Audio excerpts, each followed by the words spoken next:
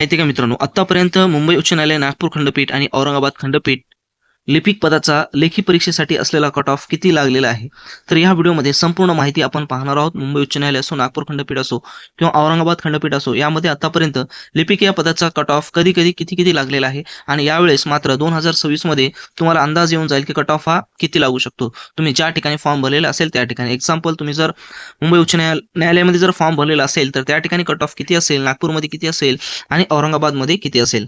तर जास्त वेळ न घेता आपण डायरेक्टली पाहूया. आत्ताच नुकतीच नागपूर बँचमध्ये ज्या ठिकाणी लिपिक या पदाची भरती झालेली आहे, तर त्यामध्ये मित्रांनो तुम्हाला माहिती आहे का, त्या ठिकाणी जास्त मुलंच भेटलेली नाहीत. कशासाठी मुलं भेटलेली नाहीत? तर लेखी परीक्षेसाठी सुद्धा जास्त मुलं भेटले नाहीत आणि टायपिंग परीक्षेसाठी सुद्धा जास्त मुलं भेटलेली नाहीत. याचा अर्थ काय? तर सुरुवातीला पाहूया आपण. नागपूर बँचमध्ये लेखी या परीक्षेचा जर विचार केला मित्रांनो, कट ऑफ फक्त आणि फक्त 90 मार्कापैकी या ठिकाणी 45 मार्क ज्या व्यक्तीला पडलेले आहेत, अशा सर्व व्यक्तींना टायपिंगसाठी या ठिकाणी पात्र करण्यात आलेले होते. तर या ठिकाणी पाहू शकता तुम्ही किती कमी आणि अतिशय कमी या ठिकाणी कट ऑफ लागलेला होता.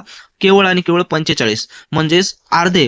90 पैकी तुम्ही जर अर्धे जरी मार्क घेतले 45 सहज, तरी तुम्हाला त्या ठिकाणी लेखी परीक्षेसाठी पात्र करण्यात आलेलं होतं. आणि त्याच पद्धतीने मित्रांनो, जर ह्याच विद्यार्थ्यांनी टायपिंगमध्ये 20 पैकी 10 जरी मार्क घेतले, तरी अशा विद्यार्थ्यांना मुलाखतीसाठी पात्र करण्यात आलेलं होतं. म्हणजेच आपण पाहू शकतो या ठिकाणी स्पर्धाच नव्हती, अतिशय कमी स्पर्धा होती आणि यामध्ये सुद्धा बरेच विद्यार्थी फेल झालेले आहेत. असं का झालेलं होतं?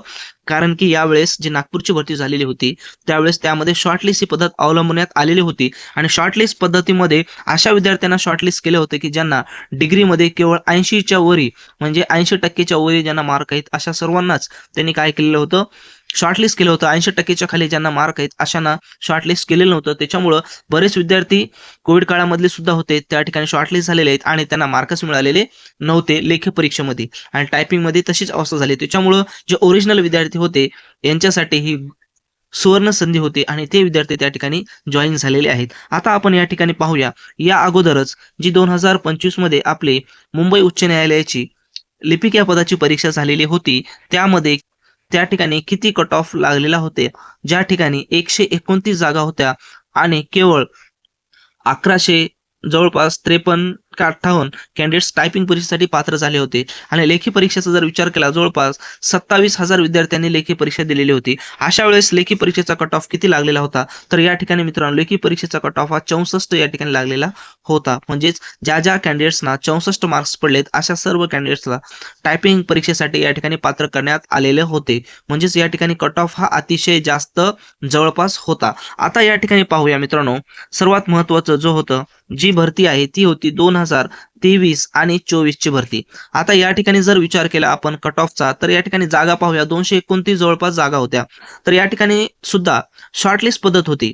ठीक आहे, या अगोदर जे 64 सांगितलं त्या ठिकाणी शॉर्टलिस्ट पद्धत नव्हती. तर आता या ठिकाणी पाहूया 2023 आणि 24 मध्ये नेमकं कट ऑफ किती लागलेला होता, जेणेकरून तुमच्या लक्षात येईल की आपल्या 2026 मध्ये या ठिकाणी कट ऑफ किती लागणार आहे. या अगोदर अतिशय महत्त्वाची इन्फॉर्मेशन पाहून घ्या मित्रांनो. 31 मेला म्हणजेच उद्या आपण रात्री 8 वाजता लाईव्ह वेबिनार ठेवलेला आहे आणि या वेबिनारमध्ये आपण टायपिंग संदर्भामध्ये अत्यंत महत्त्वाची माहिती तुम्हाला या ठिकाणी देणार आहोत की 20 पैकी 20 मार्क कशा पद्धतीने मिळवायचे आहेत, त्यासाठी कशा पद्धतीने मॅनेजमेंट करायचं आहे, काय शेड्यूल असायला पाहिजे आणि केव्हा 20 पैकी 20 आउट ऑफ मार्क मिळतात. जरी या ठिकाणी तुमची 10ची स्पीड जरी असली तरी मित्रांनो, लाईव्ह वेबिनार जॉईन व्हा. त्या ठिकाणी तुमची स्पीड 40 ते 45 आणि ॲक्युरेसी 95 कशा पद्धतीने आणायचं याची पूर्ण थेरी आपण त्या लाईव्ह वेबिनारमध्ये त्या ठिकाणी देणार. याची लिंक डिस्क्रिप्शन बॉक्समध्ये देण्यात आलेली आहे. जागा अत्यंत कमी आहेत, फक्त 20 जागा त्या ठिकाणी अवेलेबल आहेत आणि अर्ध्याहून जास्त कॅन्डिडेट्स जॉईन झालेले आहेत. दुसरी महत्त्वाची गोष्ट म्हणजेच मित्रांनो, अत्यंत वेळ कमी राहिलेला आहे टायपिंग परीक्षेसाठी, तर त्यासाठी एक्झाम ओरिएंटेड पॅसेज आपण तयार केलेले आहेत टायपिंगचे. त्याची लिंक सुद्धा डिस्क्रिप्शन बॉक्समध्ये दिलेली आहे. स्पेशल मुंबई उच्च न्यायालय, नागपूर आणि औरंगाबाद खंडपीठ तिन्ही बॅचसाठी पॅसेज ते चालणार आहेत. आणि दुसरी महत्त्वाची गोष्ट म्हणजेच जिल्हा न्यायालय भरती जवळपास 5,000 पदासाठी भरती येणार आहे, तर त्याची तयारी आत्तापासूनच सुरू ठेवा. पुढच्या व्हिडिओमध्ये आपण पूर्ण त्याची देखील टायपिंग कशा पद्धतीने होते लाईव्ह आपण त्या ठिकाणी सांगणार आहोत. त्याची पॅसेज देखील आपल्याजवळ अवेलेबल आहे. त्याची लिंक डिस्क्रिप्शन बॉक्समध्ये दिली आहे. त्या ठिकाणी जाऊन तो देखील तुम्ही काय करू शकता, डाउनलोड करू शकता. आता आपण पाहूया मित्रांनो, 2023 आणि 24 मध्ये मुंबई उच्च न्यायालय लेखी परीक्षेचा कट ऑफ हा किती लागलेला होता. तर मित्रांनो, जवळपास या ठिकाणी याचं जर कट ऑफ आपण पाहिलं, जवळपास 50 ते 55च्या आसपास अशाच प्रकारचा कट ऑफ होता, कारण बरेच विद्यार्थी या ठिकाणी जॉईन झालेले आहेत ज्यांना 55 मार्क्स मिळालेले आहेत. म्हणजे 50 ते 55च्या जवळपास ज्यांना मार्क्स होते अशा सर्व कॅन्डिडेट्सला शॉर्टलिस्ट त्या ठिकाणी करण्यात आलेलं होतं. तर मित्रांनो, अतिशय IMP इन्फॉर्मेशन. आता तुम्ही या ठिकाणी कमेंट्स बॉक्समध्ये सांगा की 2026 मध्ये तुम्ही ज्या ठिकाणी फॉर्म भरलेले त्या ठिकाणचा कट ऑफ हा किती लागू शकतो. तर हा व्हिडिओ तुमच्या मित्रांना शेअर करा आणि पुढे जी टायपिंगची परीक्षा आहे त्याची जोरदार तयारीला सुरुवात करा. आपण जे तुम्हाला पॅसेज प्रोव्हाइड केलेले आहेत ते कसे वाटले तुम्हाला? हा, ते खूप चांगले आहे. मी मागच्या वेळेसच घेतले होते तुमचे 2025च्या बॅचसाठी पॅसेज, आणि ते जरी आपण मारले त्या पद्धतीचे, तुमचे जर पॅसेज जर आरामात 10 पण मिनिटात होत असेल ना, तिथला आरामशीर पॅसेज होऊन जातो सर, असं मला वाटतं.